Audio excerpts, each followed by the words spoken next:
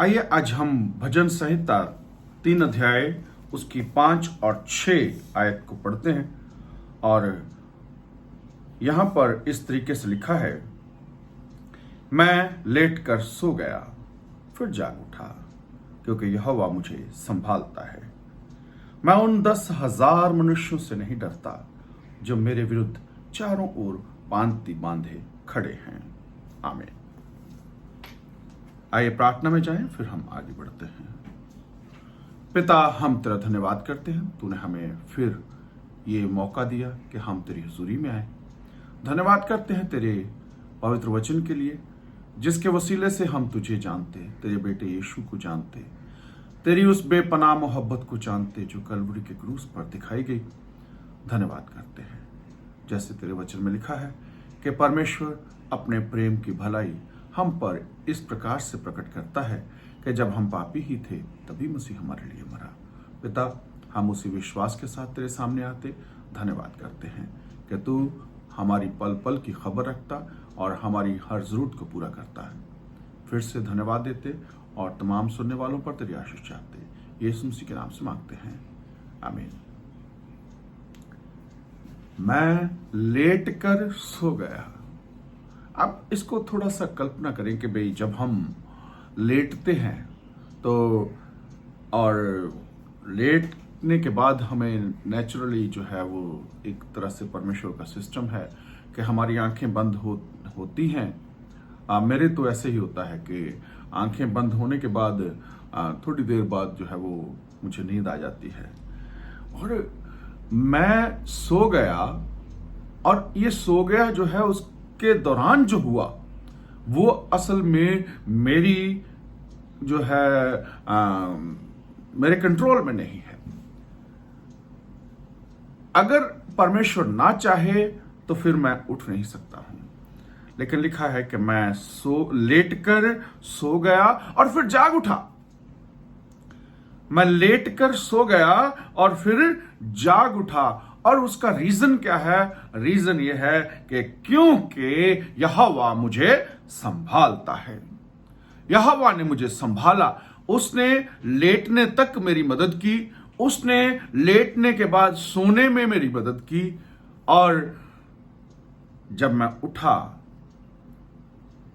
तो मैं एक नई ताजगी के साथ था।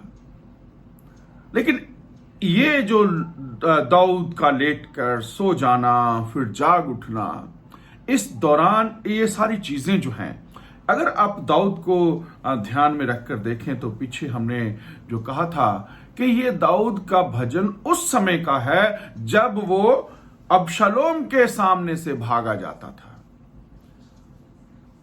उस हालात में जब दुश्मन पीछे पड़े हों, हालांकि वो उसका अपना बेटा था, लेकिन वो दुश्मन जो है वो उसकी जान का प्यासा, उसका तख्त पलटने का है उसको।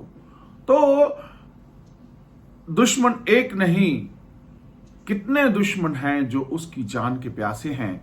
और वो कहता कि मैं उन 10,000 से नहीं डरता। दुश्मन मेरे चाहे 10,000 क्यों ना हो, मैं उनसे नहीं डरता।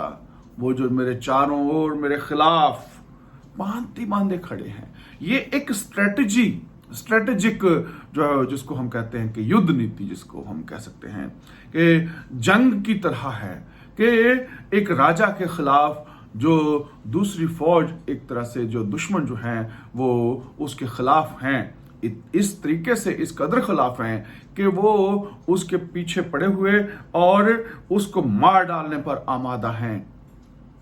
पर उस समय जब दुश्मन चारों तरफ से हो और हमलावर हो और उसका जो कहना चाहिए कि नामो निशान मिटा देना चाहते हो, उस समय वो कहता है कि मैं लेट कर सो गया। मुझे मालूम है कि मुझे संभालने वाला है, और मैं फिर उठा। ये एक नॉर्मल लेट कर सोने और उसके बाद जागने के लिए भी है। और यहां तो जो हालात हैं, हालात बड़े खतरनाक हैं। दुश्मन को यह लगता है कि हम तो उसको मिटा ही देंगे। दुश्मन को लगता है कि यहोवा तो उसके लिए लड़ेगा ही नहीं। दुश्मन के मन में जो है विचार जो है वो तरह तरह के हैं और उसको लगता है कि ये अकेला है, लेकिन ये अकेला पूरी फौज के ऊपर भारू है। ये अकेला हजारों 10,000 से भी जो है वो नहीं डरता है। न्यायों की पुस्तक में 6 अध्याय में गिदोन का जिक्र आता है और गिदोन के बारे में हम वहां पर पढ़ते हैं कि जो मिद्यानी लोग हैं उन्होंने इस्राएल के ऊपर कब्जा किया हुआ था, इस्राएलियों को अपने काबू में किया हुआ था और कई सालों से चल रहा था। और एक दिन की बात है कि जो गिदोन है ये क्या कर रहा था कि अपने पूले कटाई कर रहा था गेहूं की या फसल की, तो पूले जो है वो जो कर रहा था कि छुपा रहा था मिद्यानियों से पूले छिपा रहा था कि कहीं आकर वो उसका अनाज जो है वो छीन ना ले।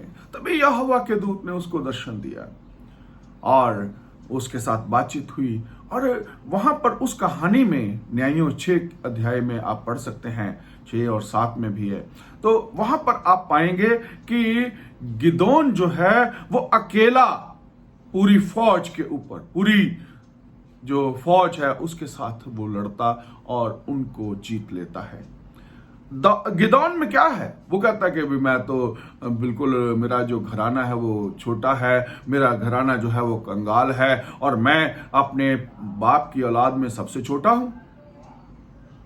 मतलब उसकी अपनी हैसियत, वो कहता कुछ भी नहीं और साथ भी कोई नहीं है। लेकिन अकेला गिदोन अगर मिद्यानियों के ऊपर हावी हो सकता है, मिद्यानियों के ऊपर कब्जा कर सकता है या मिद्यानियों को हरा सकता है, तो वो गिदोन की पावर नहीं है। दाऊद कहता है कि मैं लेटा और लेटकर सो गया और सोने के बाद फिर जाग उठा। उसका कारण दाऊद नहीं है, उसका कारण यह नहीं है कि वो राजा है और इसलिए उसके पास सब कुछ है, बल्कि उसका कारण यह है कि यहोवा मुझे संभालता है। यहोवा, दाऊद जब यह कहता है कि यहोवा मुझे संभालता है, तो मैं ये समझता हूं कि जब आप इसको पढ़ते हैं तो आपके लिए भी ये मैसेज है, मेरे लिए भी ये मैसेज है कि यहोवा मुझे संभालता है। यहोवा ने मुझे नींद दी, यहोवा ने मुझे फिर से जगाया। चौथे जबूर में जब आप पढ़ते हैं 8वीं आयत में कहता है, मैं शांति से लेट जाऊंगा और सो जाऊंगा क्योंकि हे यहोवा तू ही मुझको एकांत में निश्चिंत रहने देता है। जब मैं सोने के लिए जाता हूं तो मेरा भरोसा परमेश्वर पर है, जब मैं सुबह उठता हूं तो मेरा भरोसा परमेश्वर पर है, क्योंकि वही मुझे सोने की अच्छी नींद देता है और वही मुझे जगाता है। और दाऊद का जो हालात हैं वो किसी के भी हो सकते हैं, हम में से किसी के भी हो सकते हैं कि दुश्मन ने चारों तरफ से घेरा हो और दुश्मन को लगता हो कि हम इसको हरा देंगे, लेकिन परमेश्वर का दास, परमेश्वर का जन जो है वो कहता है कि मैं नहीं डरता, मैं 10,000 से नहीं डरता। और हमने गिदोन का एग्जाम्पल देखा कि, और दाऊद का एग्जाम्पल भी हमारे सामने यही है। दाऊद असल में एक ऐसा परफेक्ट एग्जाम्पल है जो आपकी और मेरी जिंदगी का एक रहनुमा बन सकता है। जब आप दाऊद को पढ़ते, जब आप दाऊद को सुनते, जब आप दाऊद के भजनों में से पढ़ते हैं, तो आप इसमें अपने आप को देखते हैं और यहोवा के साथ अपने संबंध को भी। परमेश्वर हमारे साथ अपना संबंध बनाना चाहता है और वो चाहता है कि हम उसके साथ बने रहें। ये आज का जो परमेश्वर का वचन है, मुझे उम्मीद है कि आपको इससे आशीष मिली होगी। अगर आपको ये जो हमारा वीडियो पसंद आता है तो आप इसको लाइक करें, शेयर करें और दूसरों के साथ शेयर करें और हो सके तो सब्सक्राइब भी करें। और हम चाहते हैं कि हम बार बार जो है वो इसको ना भेजें, बल्कि एक ही बार में आप उसको YouTube में देखें और आशीष पाएं। Thank you, God bless you all.